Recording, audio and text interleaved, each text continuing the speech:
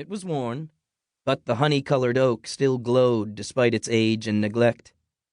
Sam wouldn't dream of parting with it.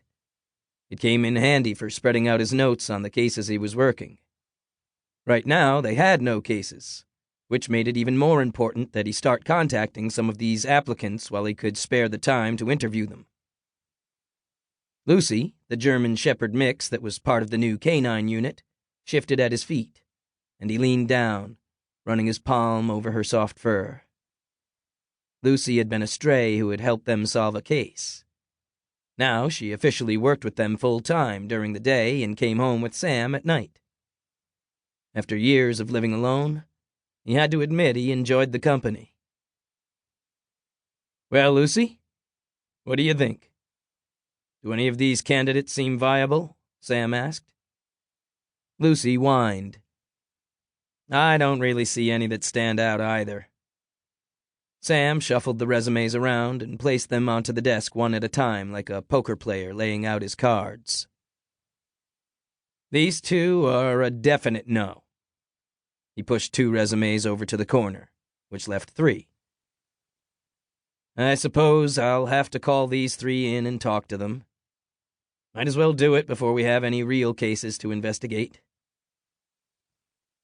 Police work in northern New Hampshire towns consisted largely of feuding neighbors, lost animals, and fence disputes. Though lately, there had been a large influx of drugs, and Sam had been battling the crimes that came along with that. He thought he had an idea of who was responsible for the drugs, but no solid evidence yet. An extra officer would be a big help. The department was small, with just Sam, his sergeant and right-hand investigator Jody Harris, and a part-timer, Kevin Deckard. Once he filled Tyler's position, he'd have another full-timer on board. He picked up one of the resumes. Gary Newport. Military service.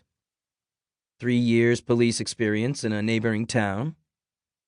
He seemed like a good candidate, but somehow Sam couldn't get excited about it. Maybe I'll like him better if I talk to him in person. I guess I should have Reese start scheduling some interviews, Sam said to Lucy. Reese Horton was the receptionist, town clerk, and dispatcher. She was attending the police academy at night and had hopes to join the police force, but until then, she eagerly did all the administrative work for the police department. Lucy swished her tail back and forth. Hiring someone would have its benefits. Sure, it would be a new person to train and get used to working with, but it would also leave him and Joe more time to look into what had really happened to Tyler. Finding time for that was problematic because the investigation wasn't exactly official. Sam and Joe weren't even supposed to be looking into it. The state had already given up and had shoved the case onto the back burner, even though the shooter was still at large. But Sam and Joe weren't going to sit still for that. Right now, they fit Tyler's investigation in between their other duties. Tyler had been dedicated to his family and had lived with his mother to help with his disabled sister, Clarissa. Sam knew Tyler's entire paycheck went to Clarissa's medical bills. Not an easy thing for a 28-year-old young man to do. Sam could remember being that age 12 years ago, and the last place he would have wanted to live was with his mother. Sam had been married with 2 daughters at that age, but Tyler was single. Living with your mom when you were single could really cramp your style. Sam figured he owed Tyler's mom, Irma, a visit to see how she was doing.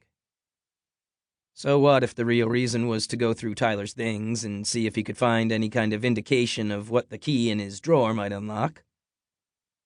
He was thinking about the visit he and Joe had set up for later that day when a knock sounded on his door. Sam glanced up to see a shadow behind the textured glass window that sat in the upper half of the solid oak door. The door had also been original to the post office. Only the gold and black stenciling on the door had been changed from postmaster to chief of police. "Come in." Sam welcomed the break from having to look at the resumes. The door opened, and Joe popped her head in, her eyes falling on the stack of resumes.